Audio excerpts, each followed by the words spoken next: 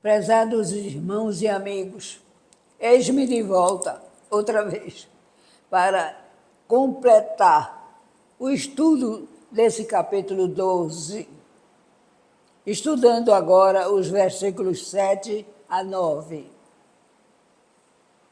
Eu sou Salma Pimentel, professora de Bíblia há muitos anos, e estamos estudando o livro de Apocalipse com detalhes.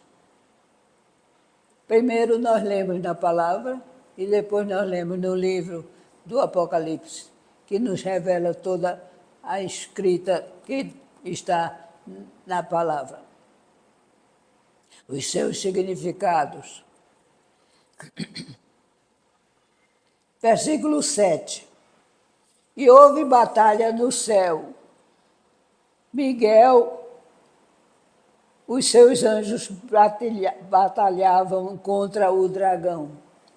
E batalhavam o dragão e seus anjos. Mas não prevaleceram. Nem mais se achou o seu lugar nos céus. Eles foram precipitados. O grande dragão e seus asseclas, a antiga serpente, chamada Diabo e Satanás, que engana todo mundo. Ele foi precipitado na terra e os seus anjos foram lançados com ele. Esse é o versículo 9. Então, está lido na palavra, nós vamos explicar agora no livro do Apocalipse. Versículo 7 a 9. A luta que vemos aqui é impressionante e de difícil interpretação. João usa mais uma vez a linguagem apocalíptica para descrever um evento espiritual. O dragão ou Satanás, furioso pela fuga da mulher e pelo arrebatamento da igreja, invade o próprio céu com os seus anjos. Mas lá ele encontra uma forte resistência por parte do anjo Miguel e as suas regiões celestes, e é vencido. É mister explicar agora quem é Miguel, o anjo lutador. Ele aparece poucas vezes na Bíblia, mas sempre nos é mostrado como um vitorioso, um forte. Em Daniel, capítulo 10, versículo 13, capítulo 12, versículo 1, Miguel é apresentado como o anjo que guarda e protege Israel contra os anjos que guardam as nações gentias. No livro de Enoque, capítulo 20, versículo 5, é um livro apócrifo, ele é o protetor e o intercessor do povo de Israel. Até hoje ele é. No livro de Judas, vemos no capítulo 9, que ele lutou com o diabo pelo corpo de Moisés. E em Apocalipse, ele é, mais uma vez, o defensor do povo de Deus, o Israel de Deus como um todo, contra o poder maligno de Satanás. Reunamos todas as informações bíblicas sobre esses personagens. O diabo, o que é bastante complicado, pois encontramos mais uma linha de interpretação. Há na Bíblia uma antiga tradição sobre uma guerra que teria havido no céu. Segundo o texto, Satanás era um anjo muito ambicioso, que queria ser maior do que Deus, e concebeu a ideia de colocar seu trono numa altura maior do que a do trono divino. No livro 2, Enoque, segundo Enoque, capítulo 29, versículos 4 a 5, ou apócrifo, lemos sobre isso.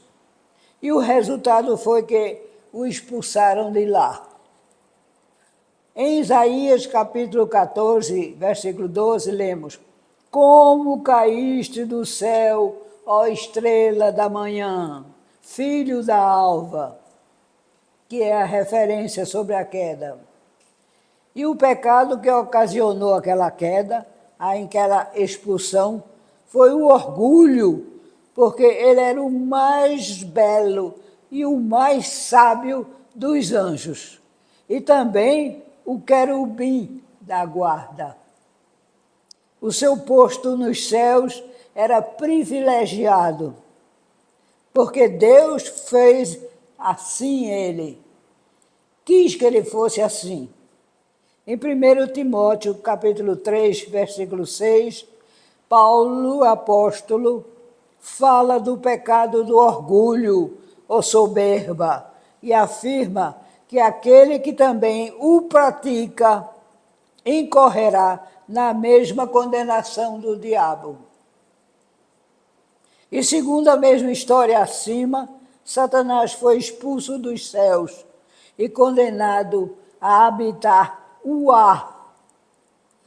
Pois em Efésios 2, versículo 2, confirma o fato e o chama de príncipe da potestade do ar. Segunda interpretação. Esta outra linha de interpretação, bem forte e definida no Antigo Testamento, é que Satanás ainda é um anjo que obedece a Deus e tem acesso à sua presença. O livro de Jó, capítulo 1, 6, capítulo 2, versículo 2, nos mostra isso. No livro de Jó, Satanás aparece entre os filhos de Deus, que obedece a Deus e tem acesso à sua presença. No livro de Zacarias também, Satanás está na presença de Deus, opondo-se a ele, e é repreendido por isso. Zacarias 3, versículo 1 a 2. Esta concepção dele é diferente, mas é uma das principais encontradas no Velho Testamento. A fim de compreendermos melhor esse personagem, devemos estudar de imediato a significação do seu nome, Satanás. A princípio, não era um nome próprio, nem possuía um significado negativo. Significava o adversário. O anjo do Senhor, que se interpôs no caminho de Balaão, era um Satanás, significando um adversário, e não o diabo. Os filisteus temiam Davi, o rei, pois ele lhes era adversário, seu Satanás. Está em 1 Samuel, capítulo 29, versículo 4. A palavra Satanás, então, como nome próprio, significa adversário. No Antigo Testamento, Satanás era o fiscal da corte celestial. Era o adversário dos homens. Foi assim que ele acusou Jó de que a sua piedade e sua bondade eram puro interesse por tudo que Deus lhe concedera. E que se tudo viesse a perder, a sua personalidade se transmudaria. No Salmo 109, versículo 6, lemos sobre o acusador. No Velho Testamento, quando um homem deve comparecer ante a presença de Deus para ser julgado, Satanás é o anjo que o acusa, que relembra todos os seus pecados, todas as coisas que podem contribuir para condená-lo. Miguel, ao contrário, é o advogado de defesa. cuja tarefa é apontar testemunhos a favor do acusado.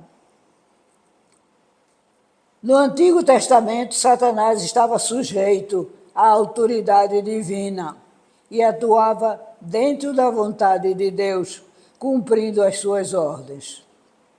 Terceira significação desse nome. Vejamos agora o que nos diz o Novo Testamento sobre ele. No Velho Testamento nunca se menciona o diabo, ainda que apareçam demônios e diabos. No Novo Testamento, Satanás converte-se no diabo. A palavra diabo no grego é diabolos, termo cuja significação literal é ele que calunia.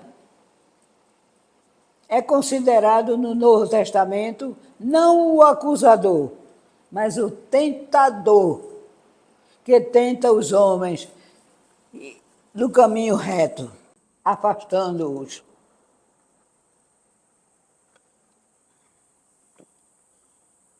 Na descrição das tentações de Jesus, 3 nomes são empregados de maneira indiscriminada. A. Satanás, fonte do mal, tentador. Está em Mateus, está em Lucas, está em Marcos. A palavra diabo está em Mateus, em Lucas, e a palavra tentador está em Mateus, capítulo 4, versículo 3. Ele é, portanto, muito mais do que o acusador dos homens. Ele é o inimigo deles. É mais do que o fiscal da corte da justiça celestial. É o obstáculo mais forte e poderoso aos propósitos de Deus para a raça humana. Os seus projetos malignos são nefastos. Ele é o sedutor que faz pecar, tentando até seduzir o próprio Jesus para que caísse em tentação e toda a sua obra ruísse. Ele é quem inspira Judas o horrendo plano de traição ao mestre e o ajuda a executá-lo. Ele é quem tenta Pedro e o faz cair. Ele é quem convence Ananias de que deve mentir sobre o dinheiro da venda da propriedade. Ele está disposto a usar de toda a sua sabedoria e ciladas astuciosas e seus ardis para ganhar de Deus as almas dos homens. Satanás é a causa das doenças, das dores, como no caso da mulher curvada. Está em Lucas, capítulo 13, versículo 16. No livro do Atos, capítulo 10, versículo 38, vemos que Deus ungiu o próprio Jesus com o poder do Espírito Santo, a fim de que ele fizesse o bem e curasse todos os oprimidos do diabo. E vemos em 2 Coríntios, capítulo 12, 7, Paulo declarar que havia recebido um espinho na carne, a saber, um mensageiro de Satanás, para o esbofetear, a fim de que não se exaltasse.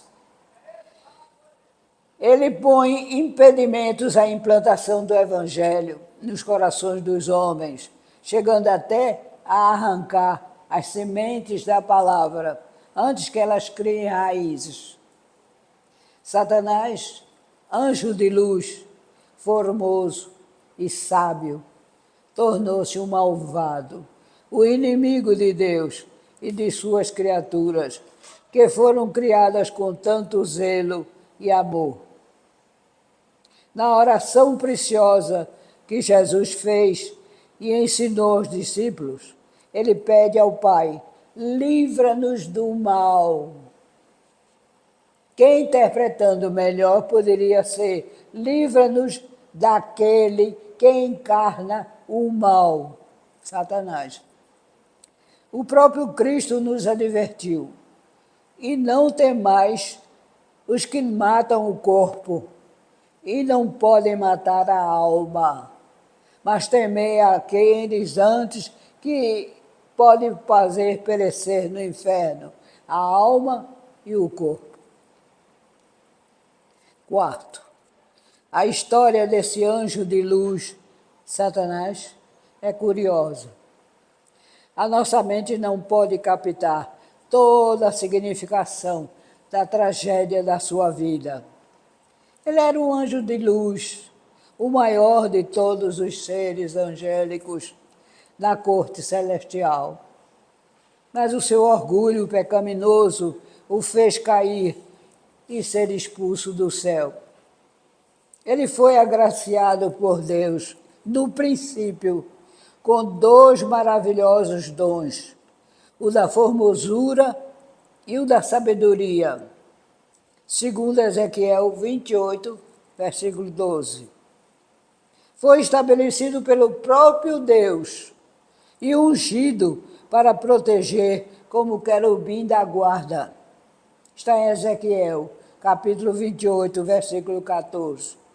Ele era perfeito em todos os seus caminhos, até que, o fugindo a todo entendimento, achou-se iniquidade nele. Então, por causa exatamente da sua formosura, corrompeu a sua sabedoria, comprometendo o brilho do seu resplendor. Ezequiel 28, 17. E a profecia que é colocada aqui, de que ele será consumido, servirá de espanto às nações, e de que nunca mais será para sempre. Só se cumprirá nos tempos do fim, quando todo o Apocalipse se cumprir integralmente. Muitos apresentam Satanás feio, com chifre, rabo, mas ainda não lhe foram retirados os 2 dons, ainda não. Ele continua belo e tão sábio que tem a capacidade infinita de armar as ciladas para fazer cair os homens no mesmo pecado em que ele caiu. Prova disso é que há 2000 anos ele tentou o Filho de Deus no deserto, quando ele veio ao mundo. Só um ser muito hábil em sabedoria teria coragem e capacidade para fazer o que ele fez ao Cristo de Deus. É certa, pois, a oração de Jesus, conhecida como a oração dominical, e deve ser sempre feita com grande concentração e fé nas palavras, não como uma simples oração repetitiva, como ladainha. Só Deus Pai pode livrar-nos do mal que Satanás representa. E aí termina o estudo desses 2 versículos outra vez. E aqui nós nos despedimos com todo o nosso carinho, nosso desejo de que vocês entendam bem tudo isso. E se livrem das malícias e das maldades desse Satanás que ainda está aqui no mundo. Amém.